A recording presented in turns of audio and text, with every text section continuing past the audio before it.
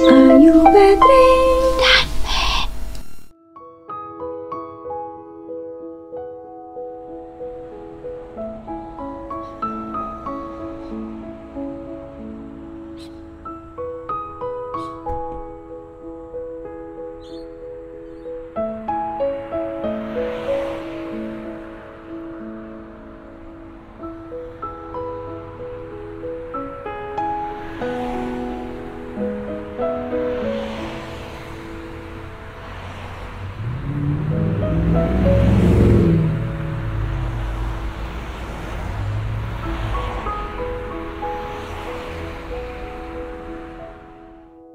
Hai semuanya, apa kabar? Selamat datang di Ayu Petri dan Matt.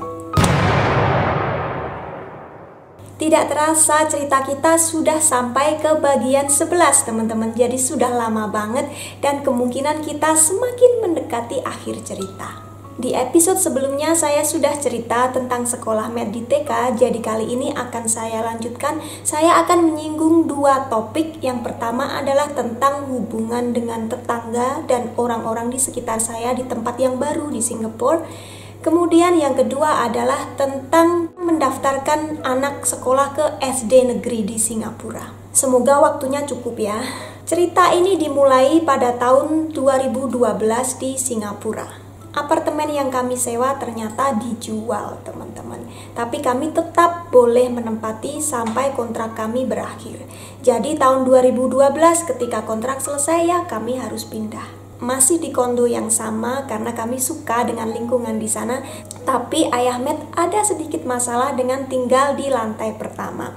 Sebenarnya mungkin untuk saya dan kebanyakan orang Indonesia masalah ini nggak terlalu besar, tapi untuk ayah agak mengganggu. Yang pertama, di blok kami ada 30 lantai. Satu lantai ada 5 apartemen. Dan kami ada di lantai pertama. Jadi kalau ada orang mau naik turun lift, pasti lewatnya di depan lobi, di depan apartemen saya. Setiap kali ting tung, liftnya bunyi, itu di dalam rumah kedengeran. Itu agak mengganggu. Untuk saya ya biasa saja. Di Indonesia rumah saya selalu berisik. Ayah kalau kerja di rumah, ya duduk saja di depan komputer. Sementara komputernya pas di depan jendela, jendelanya kaca. Banyak sekali orang lewat di situ dan setiap kali lewat, apalagi malam-malam lampunya kan menyala, pasti mereka nengok, oh ada orang di dalam gitu.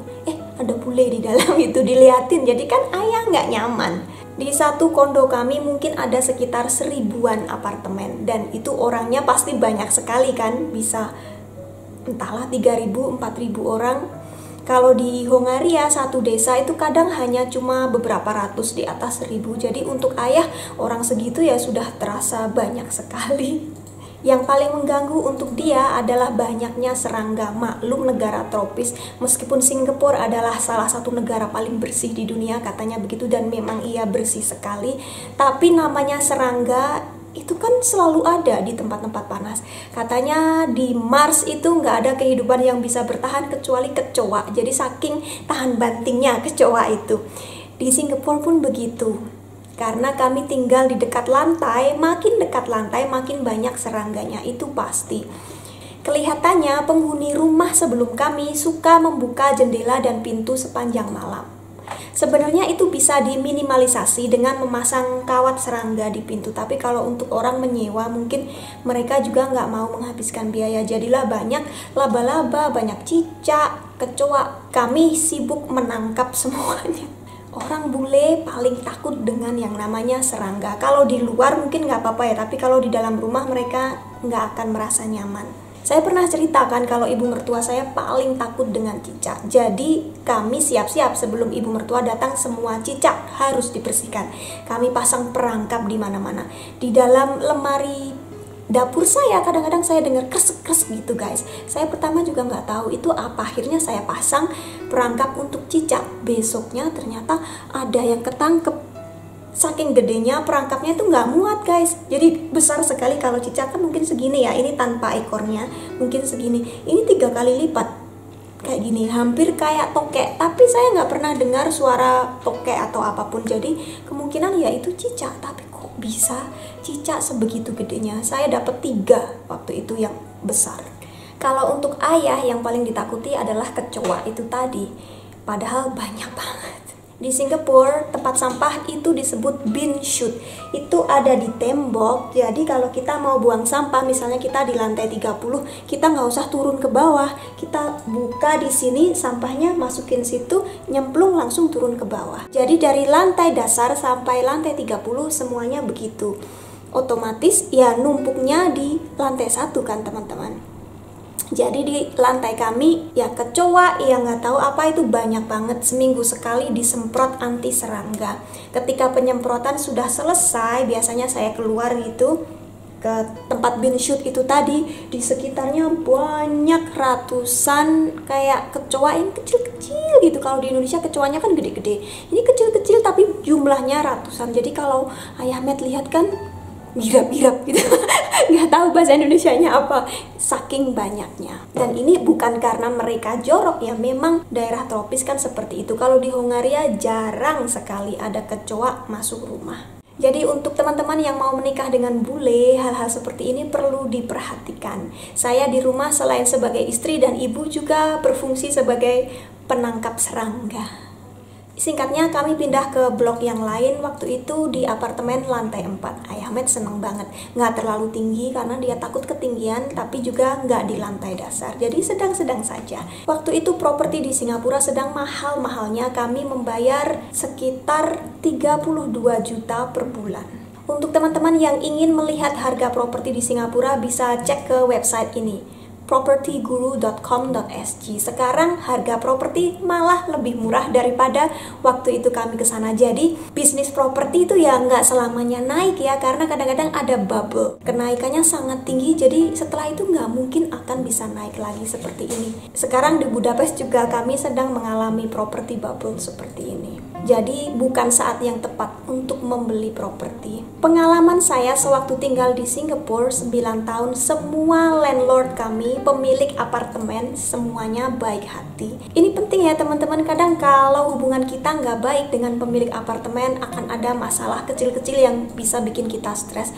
Saya dengar cerita teman-teman Indonesia yang tinggal di sana, kadang-kadang ada pemilik apartemen akan ngecek ke rumah kita, inspeksi mendadak tanpa memberitahu sebelumnya.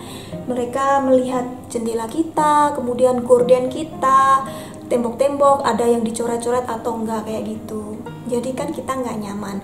Pemilik apartemen saya waktu itu landlord ya, mereka bilangnya landlord kami nggak ada yang seperti itu.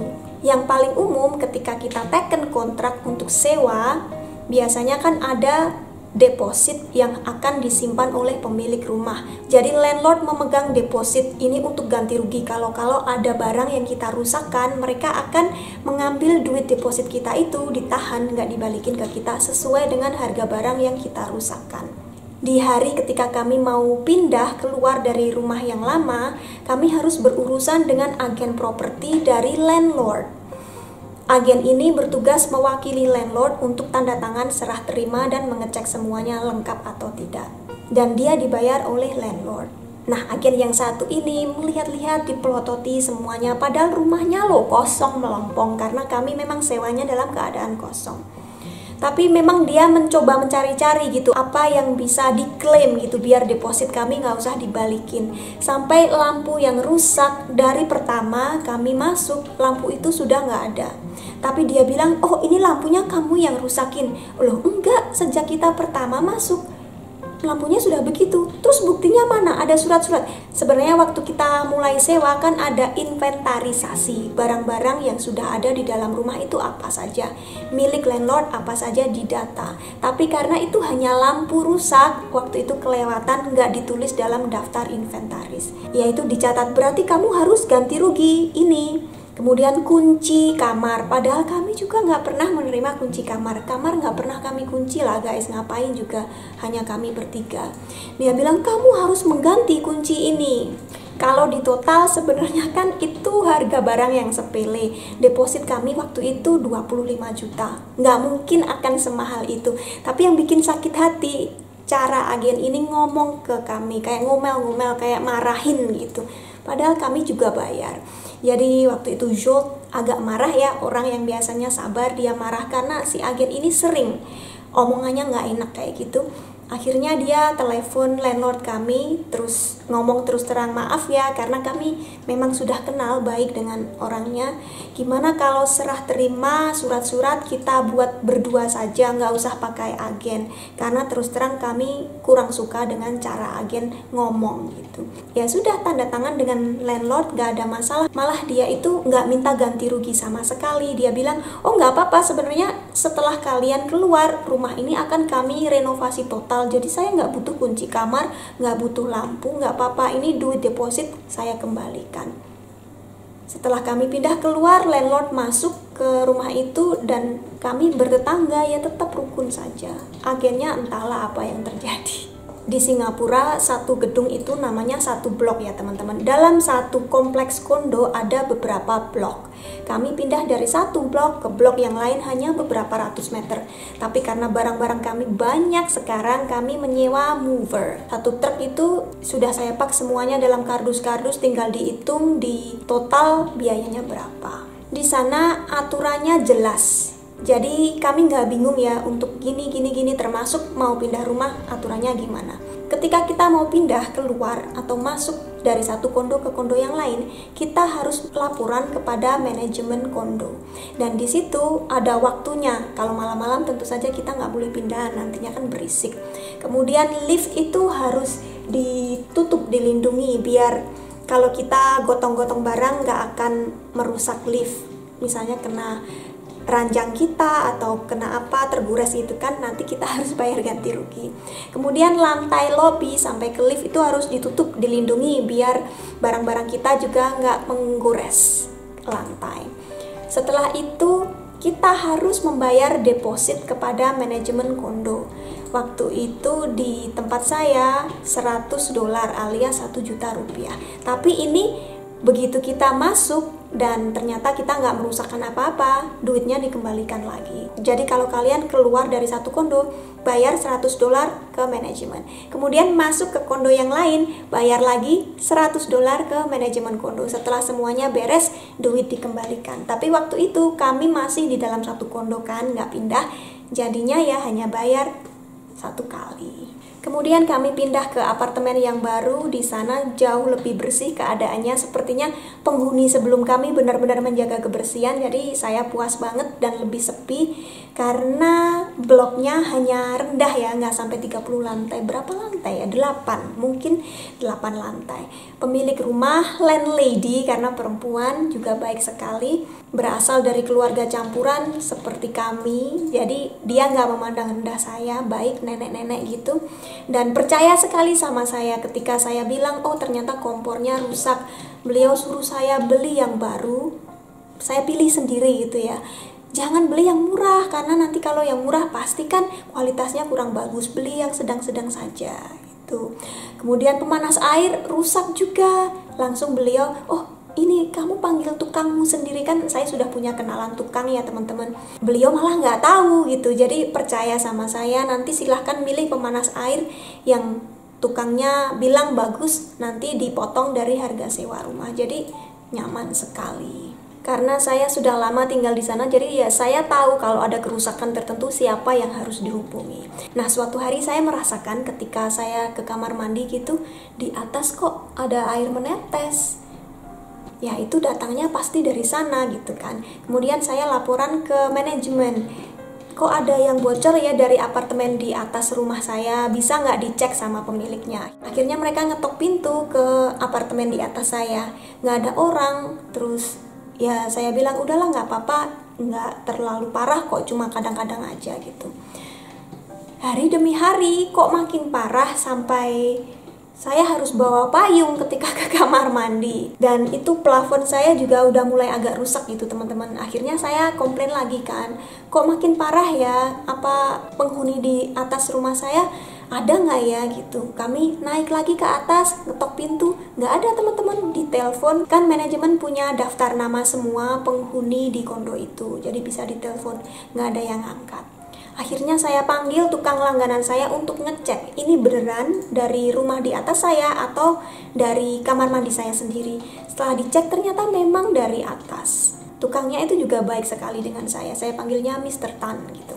Saya udah nggak pernah nawar kalau dengan dia, harganya agak sedikit lebih mahal menurut orang-orang, tapi kerjanya bagus sekali, jadi saya sudah percaya gitu. Terus ini gimana enaknya ya Mr. Tan? Loh, ini bukan tanggung jawab kamu, kamu lapor saja terus-terusan ke manajemen biar mereka jalannya cepet gitu, karena ini mendesak sekali. Kalau ada hal seperti ini di Singapura, aturannya jelas. Yang membuat kerusakan itu yang harus membayar biaya perbaikan gitu. Tentunya kalau kerusakannya nggak jelas siapa yang membuat, unit bawah atau unit atas, ya biasanya mereka patungan. Karena yang ini jelas dari atas, ya dia yang harus bayar. Akhirnya saya terus-terusan ke manajemen. Terus nggak tahu gimana caranya, setelah 2 minggu lewat berapa hari gitu, mereka berhasil menghubungi penghuni yang di atas. Ternyata beliau adalah seorang kakek-kakek sudah tua sekali yang liburan ke luar negeri. Jadi memang nggak ada orang di rumah guys. Begitu beliau pulang, buka pintu, ternyata rumahnya sudah banjir, dipenuhi air karena ada satu pipa di kamar mandi yang bocor. Ya sudah, beliau panggil tukang bersih-bersih, dibantu pihak kondo membersihkan dan memperbaiki pipa yang bocor tadi. Tapi plafon saya kan sudah rusak. Sebenarnya menurut aturan ya beliau harus memperbaiki plafon saya. Tapi kami yang nggak tega guys, lihat mukanya saja sudah sedih. Terus ini gimana gitu. Ya akhirnya kami relakan, kami yang bayar sendiri untuk perbaikan.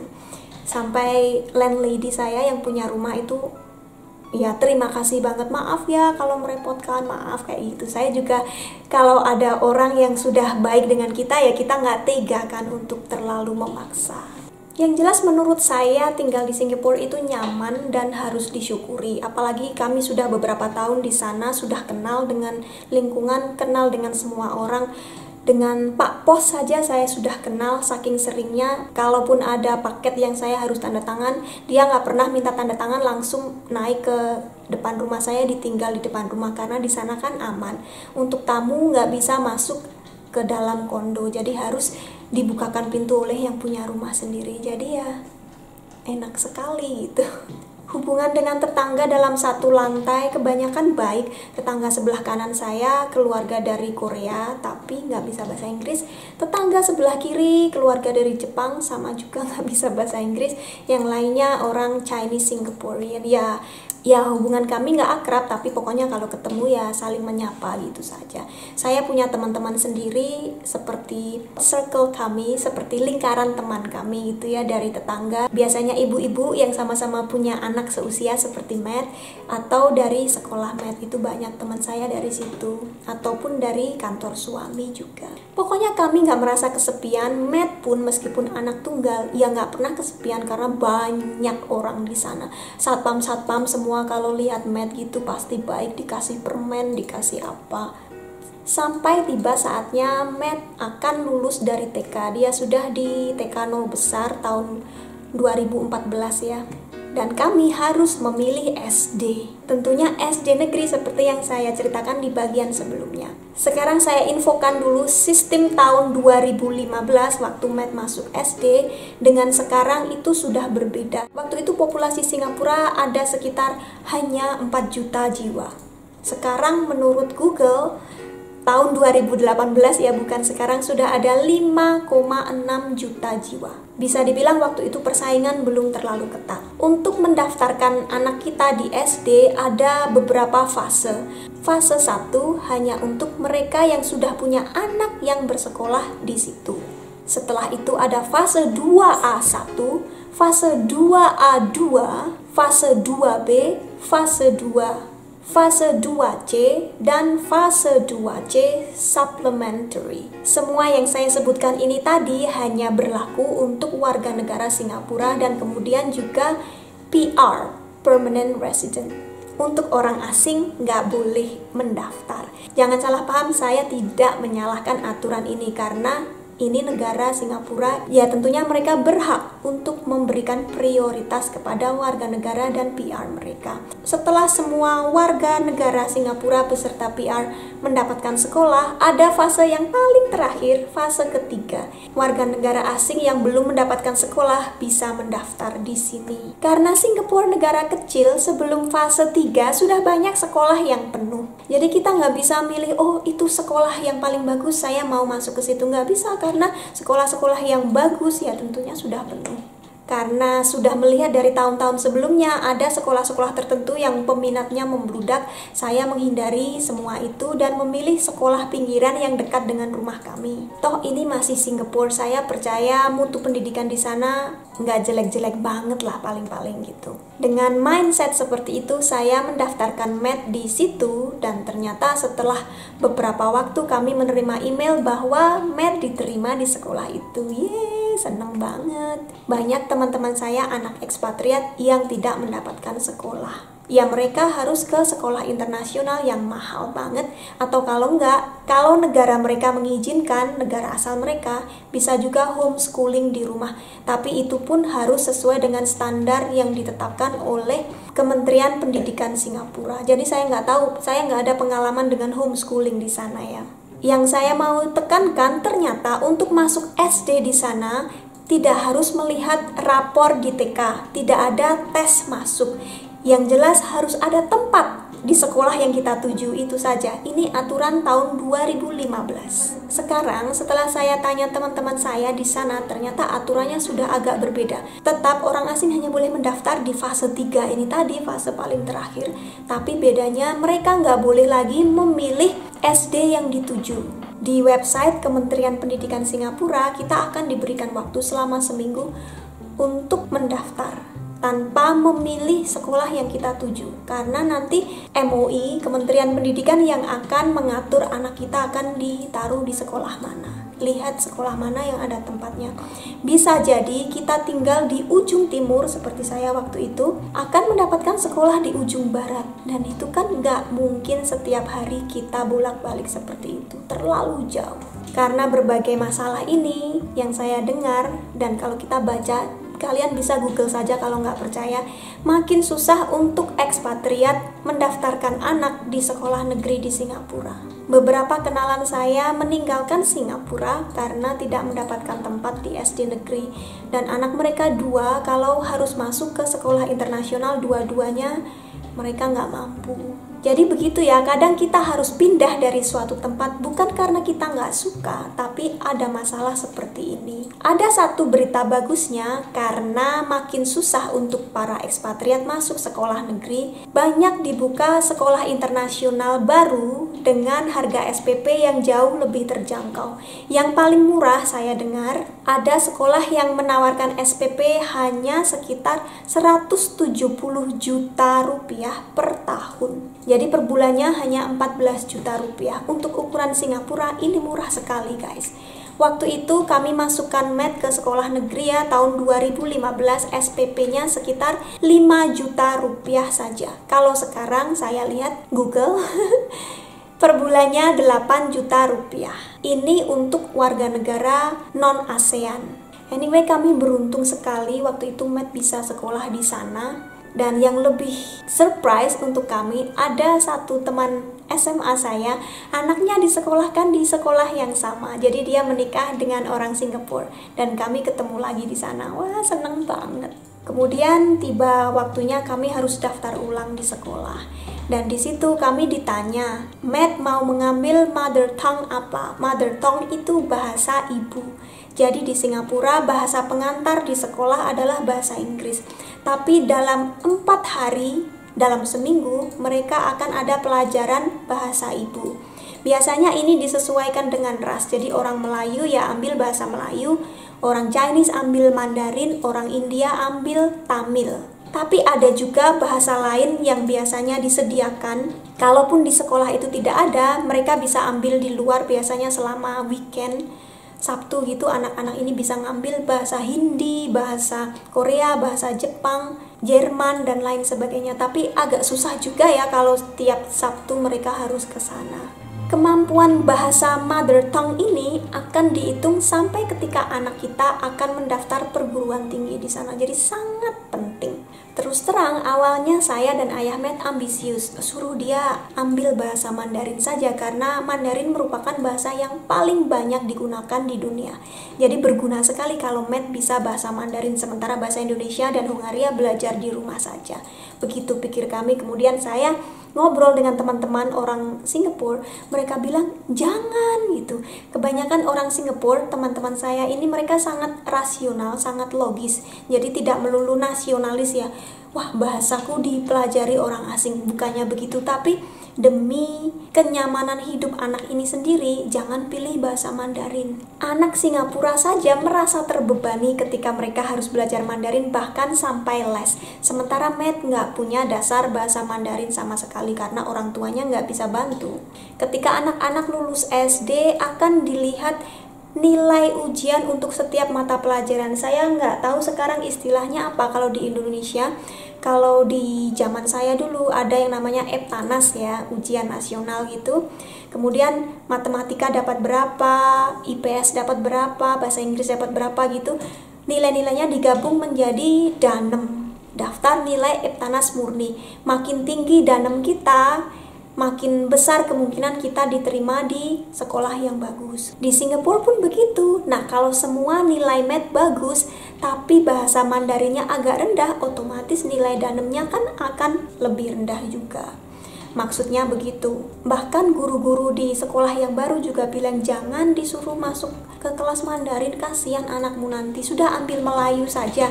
Melayu kan mirip sekali dengan bahasa Indonesia, hitung-hitung belajar bahasa Indonesia gitu.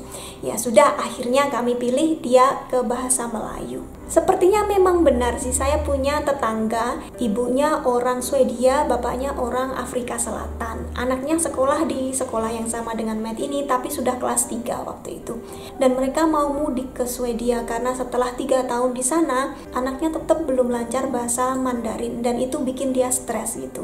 Sementara teman-temannya sudah pada bisa semua. Jadi tiap anak memang beda. Saya kenal juga satu anak Jepang, orang tua Jepang, dia ngambil Mandarin dan dia nggak ada masalah, tetap bisa bahasa Mandarin. Jadi kita lihat situasi anak kita saja. Secara keseluruhan proses mendaftar SD itu kami beruntung. Pokoknya waktu itu hidup kami dipenuhi dengan keberuntungan teman-teman. Banyak dibantu orang baik, ada sedikit yang nggak baik, tapi kita fokus pada yang baik-baik saja kan. Terus sahabat saya Pamela, ternyata tantenya itu jadi wakil kepala sekolah di sekolah Matt yang baru. Jadi benar-benar ada orang yang saya titipin gitu. Ibu titip anak saya ini ya di sekolah ini, kayak bantu ngawasin di sekolah gitu. Banyak sekali masalah teknis yang saya ceritakan di video ini ya. Semoga jelas dan tidak membuat kalian bingung. Kalau kalian masih bingung, boleh tanya di kolom komentar di bawah. Kalau saya bisa akan saya jawab, kalau enggak saya tanyakan ke orang yang lebih tahu. Sekali lagi, hanya karena kemudian kami pindah dari negara ini bukan berarti kami benci dengan Singapura, enggak. Terus terang kami suka sekali, apalagi Matt. Jadi kenapa kami pindah rumah waktu itu? Ya pastinya ada beberapa alasan yang membuat kami mengambil keputusan seperti itu yang akan saya ceritakan di video berikutnya. Terima kasih teman-teman yang sudah menonton, semoga bermanfaat dan sampai ketemu di video berikutnya. Bye!